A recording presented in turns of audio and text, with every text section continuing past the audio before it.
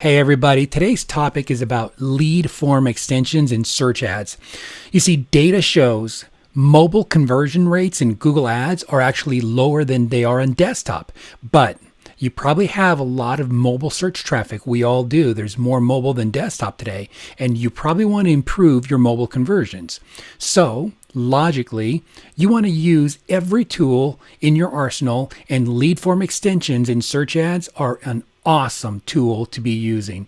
Google Ads lead form extensions, they can help you to generate a whole lot better ROI on mobile. And in this video, I'm going to show you what lead form extensions are, how they work, and how to set them up so that they work well for you in your Google Ads campaigns.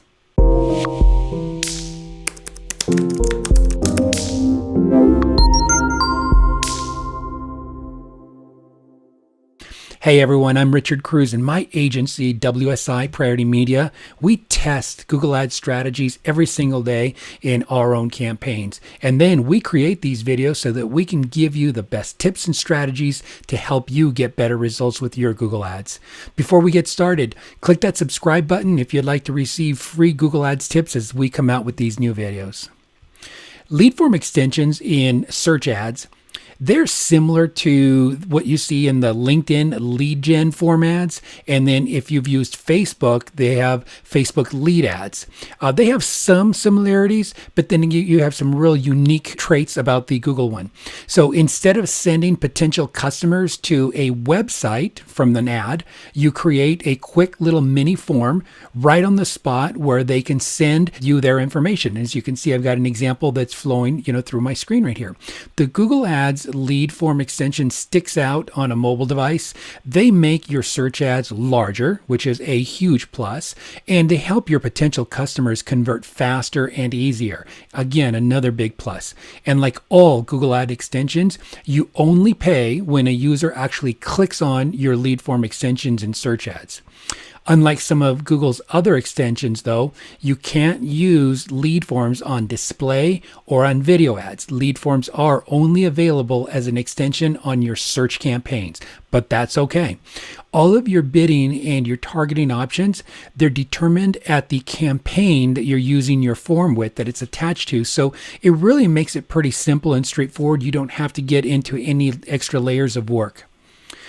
Lead form extension eligibility. So to create and to use a lead form extension on search, your account must be in a non-sensitive vertical or subvertical. So the extension will not work for every business. Some verticals, they're going to allow them. Some examples of verticals that are not allowed are like alcohol related ads, gambling, some healthcare, medicines, political ads. So I have a link down below that'll help you get more information about restricted and allowed business types. You can look up those Google Ads lead form extension requirements.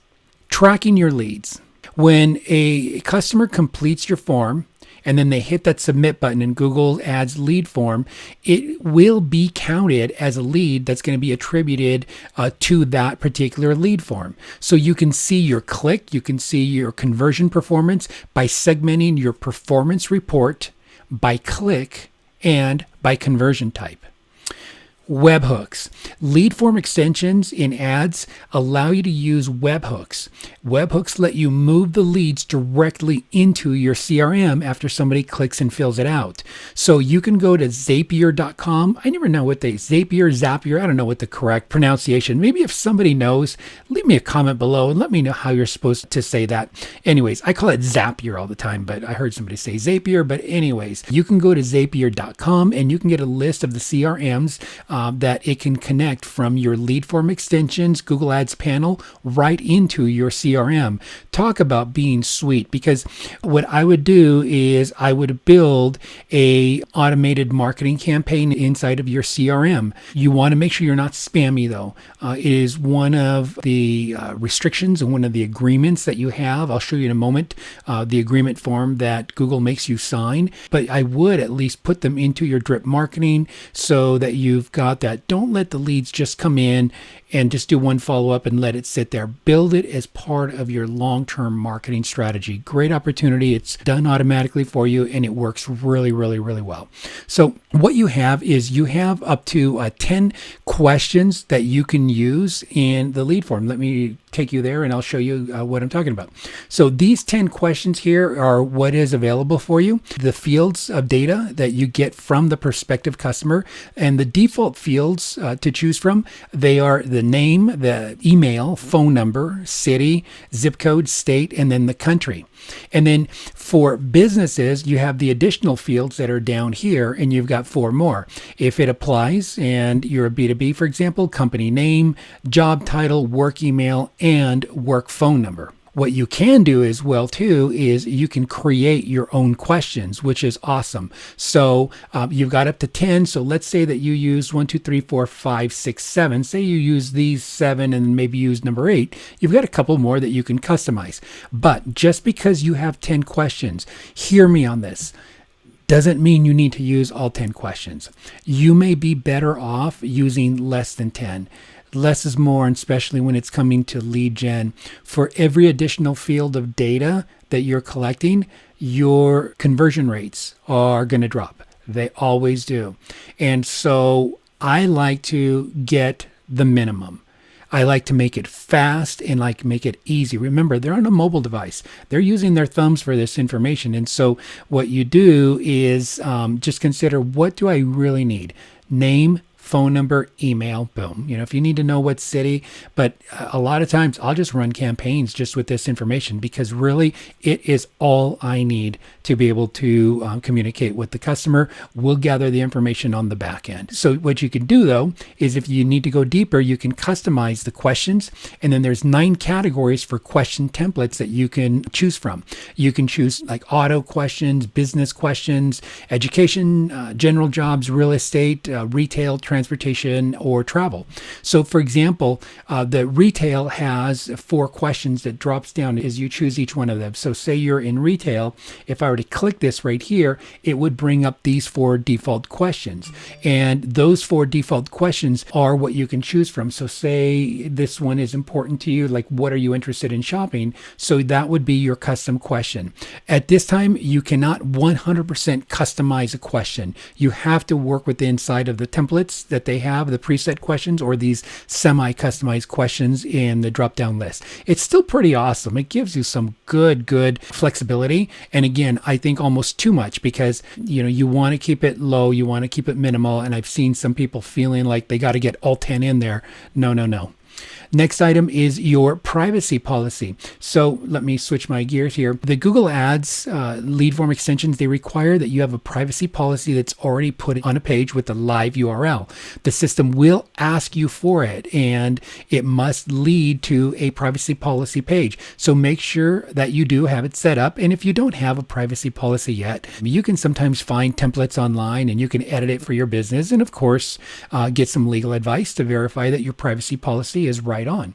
But as you set up those questions, it's going to bring you to this pop-up. It's going to be this terms of service. And some of the things that you're going to acknowledge is that you are only going to use these leads for the limited purpose that you described in the lead forms. What you promised in that ad, you're collecting their data, and that's the only thing that you're going to be using it for. You have your privacy policy, and what you're doing is stated in your privacy policy. You will not sell any of your information. You're not going to abuse it. You're not going to be a spammer. See this right here? You're not going to be a spammer, and there's no need to be, guys. You can do plenty of business by having good quality ads, promoting a great quality service, and if you're doing it all right, they're going to be great leads. They reached out to you. They're going to want to be talking to you. There's no need to be spamming.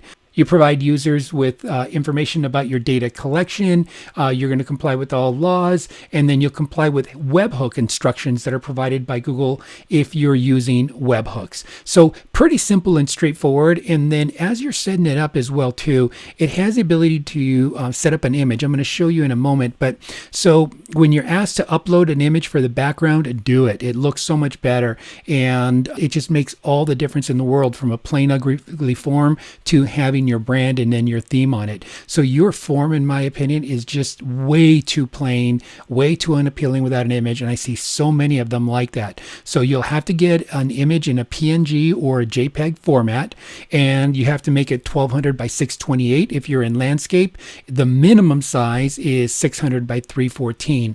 All the way up to 5 megabytes in size. That is the maximum size.